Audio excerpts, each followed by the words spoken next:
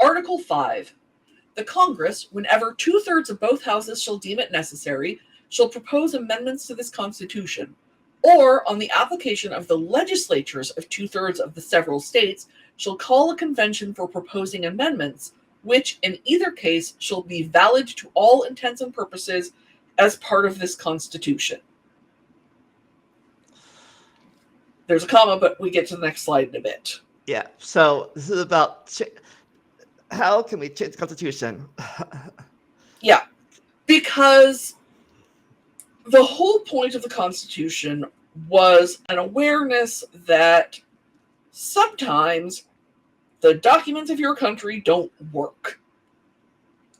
That was the reason they were meeting in the first place.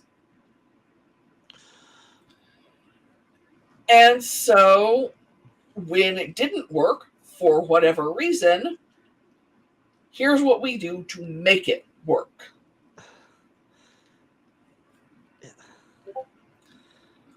And Congress, as is generally speaking the case, can be the ones to propose an amendment.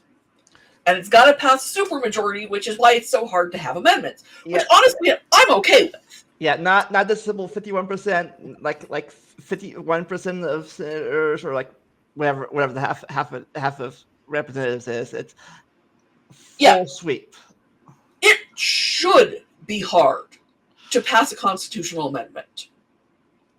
Now, I'm mad that there are some that haven't passed, but that's not the point. The point is, amending the Constitution should take a serious amount of thought, and a majority will. Because I also know that there are some terrible amendments that could have gotten a simple majority.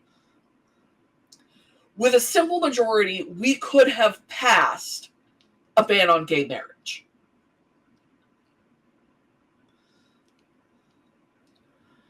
By the time it came up, it was not going to get a supermajority.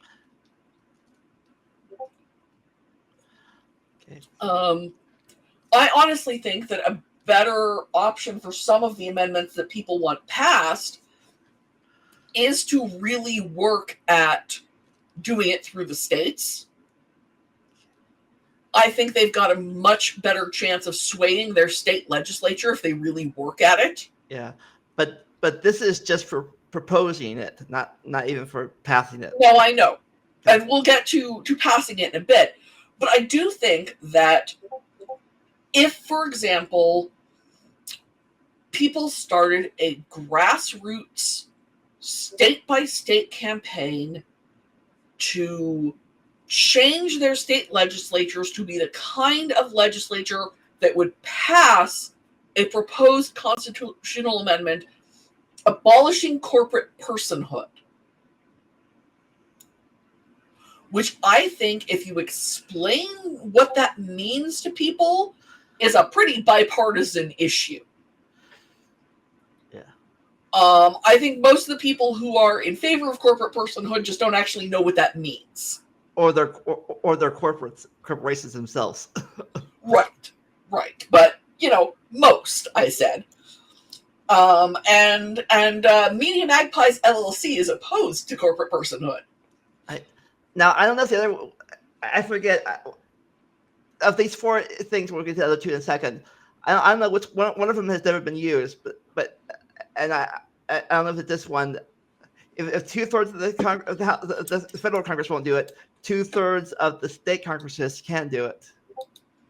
Yeah. Let me look it up real quick.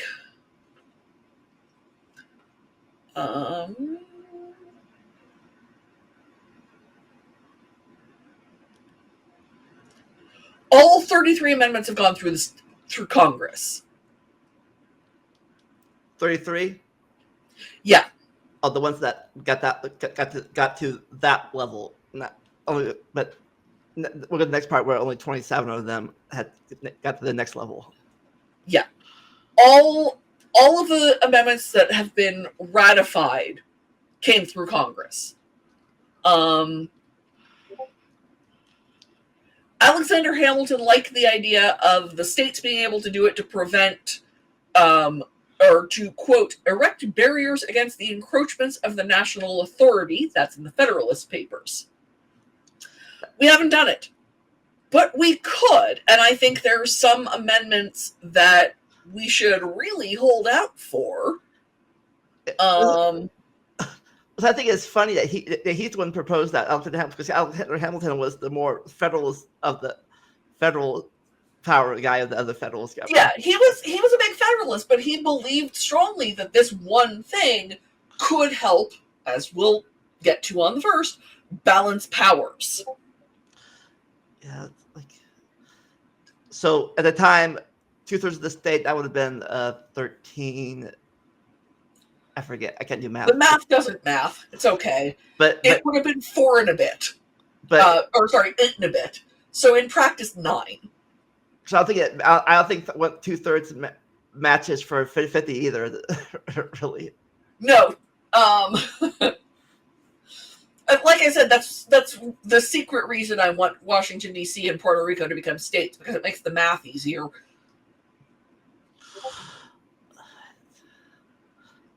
But that's how we get the ball rolling. 2/3 of Congress, 2/3 of states.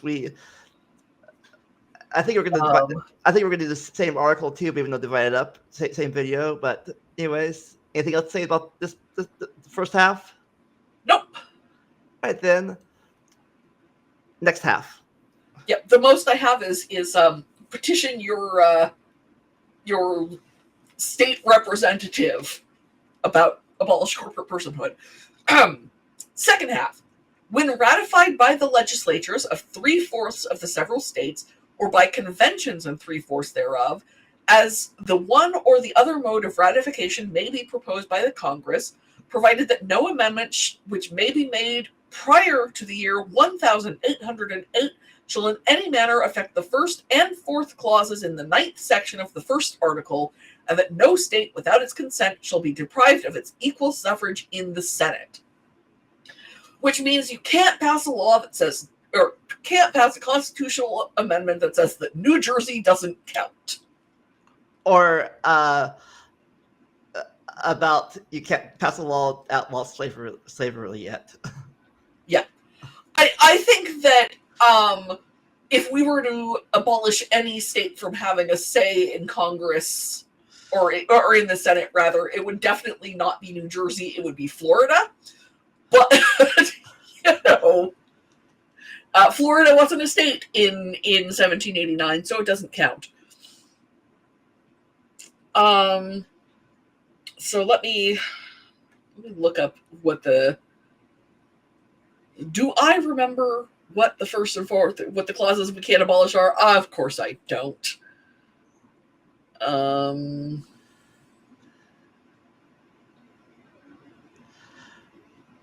Apparently we do have the most difficult constitution in the world to amend.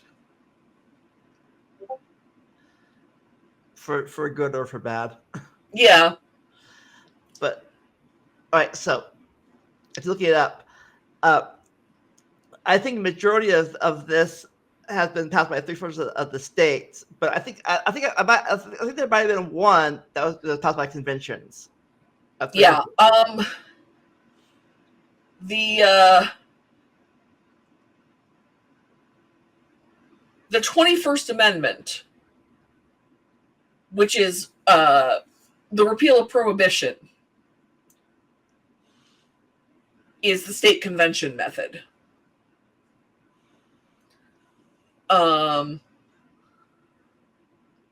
So apparently those two are about taxes and slaves. Congress wasn't allowed to pass emancipation by constitutional amendment prior to 1808. So the earliest the 13th Amendment could have been passed was 1809. Yeah. And that, well, no, the earliest was 1808. It couldn't be before 1808. So New Year's Day, 1808, they could have abolished slavery by constitutional amendment. or past taxes.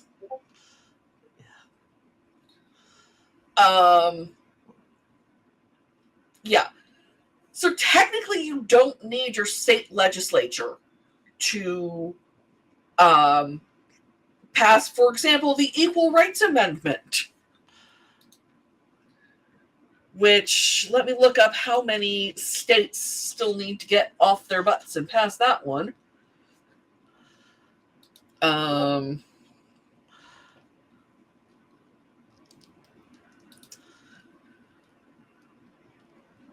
Oh, some of them have revoked their ratification, because of course they freaking have. So how do you call a state convention for this? I don't know. I do not. I don't think, I mean, since it's not established in the Constitution, I think it's up to you. All right. But we did at least one time to bring back alcohol. We did. I mean, I don't drink alcohol that much, barely at all. But I guess that's a good reason enough for me. You know, I don't drink alcohol at all, and I prohibition was foolish.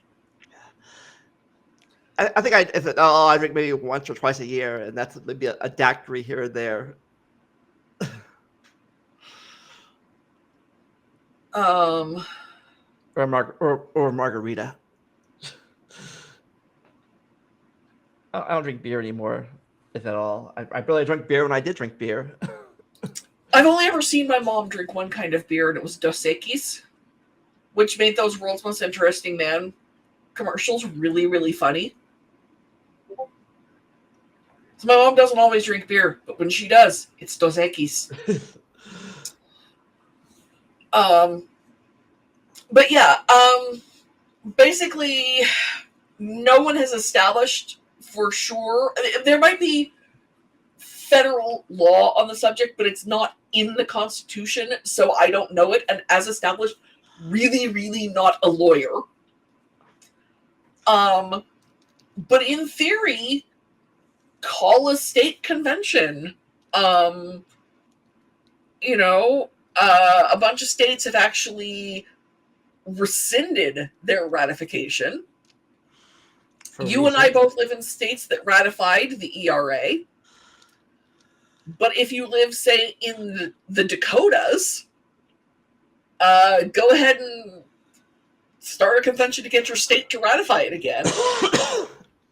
Yeah, I think more recently there's been time limits, but I think the earlier ones there were no time limits for this. The earlier ones had no time limits, and we'll get to it, but there's one that passed literally centuries after it was initially proposed. The last one. Yeah, the ERA technically had a deadline, but it's generally at this point acknowledged that if states continue to ratify it regardless of the deadline, then Congress will consider accepting it just because. But if you live in, Arizona, Utah, God help us, Mississippi, Alabama, Arkansas, or Georgia, get on your state. If you live in Oklahoma, Louisiana, Florida, the Carolinas, and Missouri. Well, Missouri's got its problems. We could pass this. We could pass an Equal Rights Amendment, which is a very sensible thing for us to do. And it just says people can't discriminate based on sex. That's all it is. The fact that we even need one is the fact that we need one is depressing. Yeah.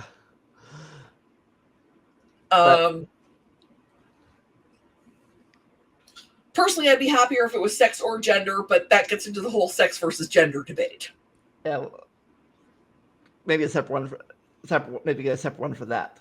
But anyways, I don't know. I think it might be both good and bad. We have some time limits for these things. I mean, bad for the good ones, but good for the bad ones. Like if they when they pass a like earlier they passed a same sex amendment, the opposite sex amendment marriage thing. That for time limit nowadays, Yeah. Yeah, there's certainly that. that the country definitely changed in 20. Well, some states have changed 20 years, 30 years since they proposed it in the 90s, but other ones like the ERA need a longer time limit. Yeah. I would like to hope that if something gains in popularity over a longer period of time, then it's actually a good thing. But I don't think there's any way of guaranteeing that. But then I don't think there's any way of guaranteeing that any of them are good ideas, which we'll get to. Yeah. But all right, the last part of this thing. Without consent, something deprived the equal suffrage of the Senate. Mm-hmm. You can't pass a constitutional amendment taking away a state's ability to vote.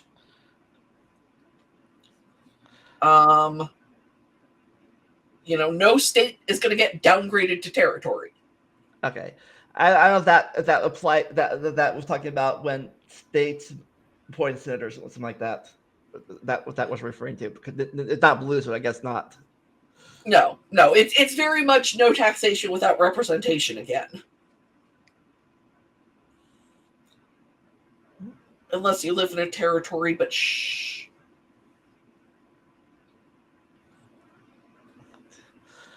All right, even though that's a pretty long thing, that's Yep, that's pretty much it. yeah. So, and this is how this is the basis of what we're gonna. We talk about the amendments. This is how it all comes about. Yeah. The 27. I guess the one thing I will say is that yes, it's harder to change the U.S. Constitution than any other constitution, but at the same time, it was set up to be a flexible document, which is something fairly shocking in law from the time. All right, real fast before we go next part. What do you know? What the 5 proposed amendments that were never ratified were? Oh, there have been a lot of amendments that were proposed and never ratified. Oh, so you said there were 33 proposed, but 27. Well, it's how far they got through the process. Okay. That's the issue. Because proposed amendments, hundreds of them have been proposed. But only 33 made it to the first half of this. Yeah. Only 33 made it for the first half, and only 27 made it to the second half. Yeah. Like there was a proposed amendment banning dueling. Well, technically, I can still duel you if I wanted to. You could. I mean, it'd be challenging because you'd have to get here first. Like, hey, there's no amendment against it. I can still do it. Might be laws against it now, but no amendment. So I still have the right to duel you. Yes. Stupid, but I had the right to do it, apparently. All right. But maybe I'll make a picture of those in the edited part. Yeah.